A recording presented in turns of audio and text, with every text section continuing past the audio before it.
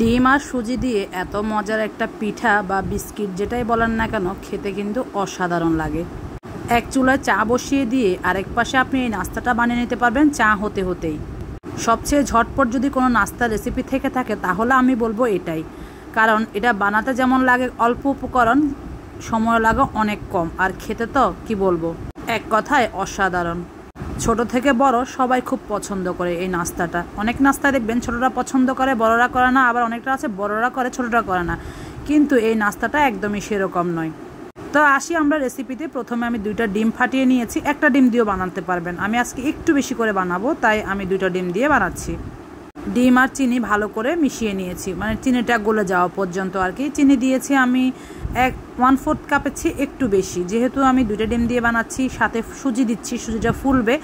সুজি বলেন ডিম বলেন এগুলো আমাদের রান্নাঘরের কর্নারে সব সময় কম বেশি থাকে, তাই একদম ঘরোয়া উপকরণ দিয়ে আপনি রেসিপিটি তৈরি করে ফেলতে পারবেন। আমাকে তো 2 দিন পর পরই এটা বানাতে হয়, যখন আমার হাতে একদম সময় থাকে না বা আমার কোনো কিছু বানাতে তেমন একটা ইচ্ছে করে না বা ঘরে বাজার থাকে না, তখন আমার বাচ্চাদেরকে ঝটপট আমি এই নাস্তাটা বানিয়ে দিই। সুজি দিয়েছি আমি 1.5 কাপের মতো, তারপরে দিয়েছি 1 কাপ চালের গুঁড়া, দিয়েছি 1 টেবিল চামচ গুঁড়া দুধ আর সামান্য একটু বেকিং পাউডার। এই 1 চামচের 6 ভাগের 1 ভাগ হবে। সব দিয়ে মাখিয়ে আমি ঢাকনা দিয়ে ঢেকে রেখে দিয়েছি। এটা রেস্টে রাখারও প্রয়োজন হয় না, এটা জাস্ট মেখে হাত ধুয়ে এসে বানিয়ে নেওয়া যায়, কিন্তু আমার কাছে সেদিন সময় ছিল, আমি মেখে রেখে দিয়েছি।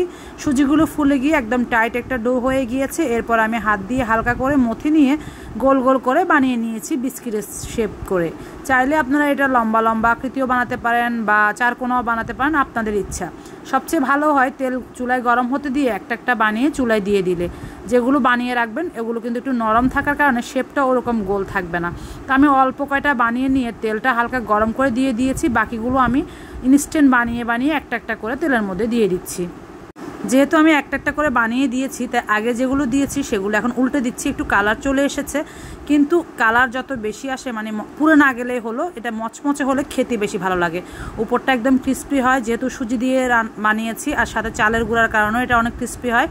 আপনার হাতের কাছে যদি চালের গুঁড়া না থাকে তাহলে আপনি আটা ময়দাও দিতে পারবেন, আর যদি আপনি আটা ময়দা না দেন শুধু সুজি দিয়েও বানাতে পারবেন। সুজি দিয়েও এটা খেতে অনেক মজা লাগে, কিন্তু চালের গুঁড়া আর সুজি মিক্স করে বানালে এটার টেস্টটা আরও বেশি মনে হয়। আমি 1 চামচ ঘি দিয়েছিলাম মাখানোর সময়, বলতে ভুলে গিয়েছি। ওটার কারণে যে এটা পুরাটা মনে হয়েছে আমি ঘিতে ভেজেছি, একদম ঘিয়ের ফ্লেভার পাওয়া যাচ্ছিল খাওয়ার সময়। আমি যখন আমার বাচ্চার জন্য টিফিন নিয়ে গিয়েছি, ও আমাকে বলছে আজকে কি তুমি ঘি দিয়ে কোনো নাস্তা বানিয়ে এনেছো? আমি বলছি হ্যাঁ, ঘি একটু দিয়েছি, কিন্তু ওটার জন্যই ফ্লেভারটা কিন্তু অনেক বেশি লাগছিল। আমি নাস্তাটা বানিয়ে নিয়েছি, কতগুলো হয়েছে দেখেন, মাত্র 2টা ডিম দিয়ে। যেমন দেখতে সুন্দর লাগছে, খেতে তার থেকেও বেশি সুস্বাদু ছিল। আর আমার বাচ্চাদেরকে আপনি যখনই এটা বানিয়ে দিবেন ওরা কিন্তু মজা করে খেয়ে নেবে।